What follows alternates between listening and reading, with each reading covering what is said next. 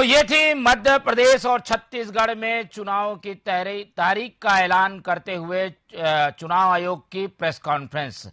इस पूरे press conference के जरिए चुनाव आयोग ने चुनाव के तारीखों का ऐलान कर दिया है और जैसे कि हमने अब सुना कि चुनाव आयोग ने इन तारीखों के ऐलान के साथ ही आदर्श आचार संहिता लागू कर दी है। तो मध्य प्रदेश, छत्तीसगढ़, तेलंगाना, राजस्थान, मिजोरम में एक साथ आदर्श आचार संहिता लागू हो गई है और जैसे कि तिथियों को हम अभी सिलसिलेवार आपको दिखा रहे थे, उस हिसाब से छत्तीसगढ़ में 2 चरण में चुनाव, मध्य प्रदेश और राजस्थान में 1-1 चरण में चुनाव होंगे और इन चुनावों पर हमारी नजर और महा कवरेज बनी रहेगी। तो टीवी 24 आपको हर चुनावी खबर से अपडेट कराता रहेगा। इसके पहले की प्रेस कॉन्फ्रेंस जो हुई चुनाव आयोग की, उसकी एक थोड़ी समरी आपके सामने पेश कर देता हूं, जिसमें हम ये बताएंगे कि चुनाव आयोग ने जो तारीखें बताई है उसके हिसाब से चुनाव छत्तीसगढ़ में कैसे होंगे। तो छत्तीसगढ़ में चुनाव 2 चरणों में होने हैं, जिनकी तारीखें हैं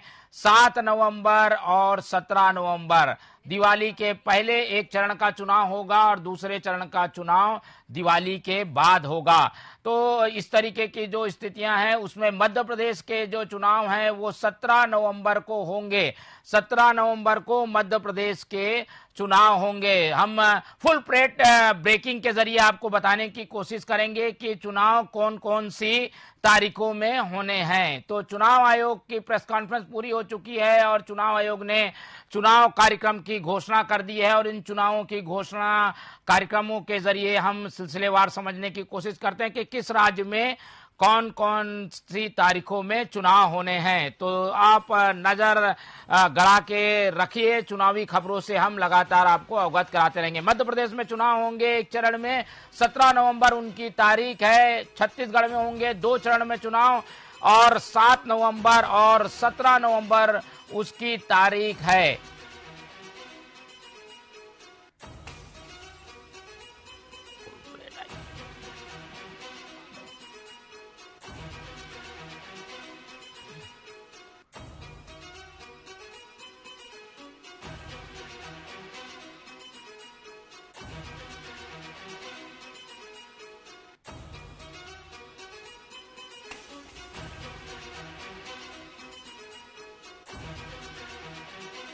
राजस्थान में चुनाव की तारीख जो है वो 17 नवंबर है। 17 नवंबर को मध्य प्रदेश और राजस्थान में चुनाव है। 3 दिसंबर को एक साथ सभी 5 राज्यों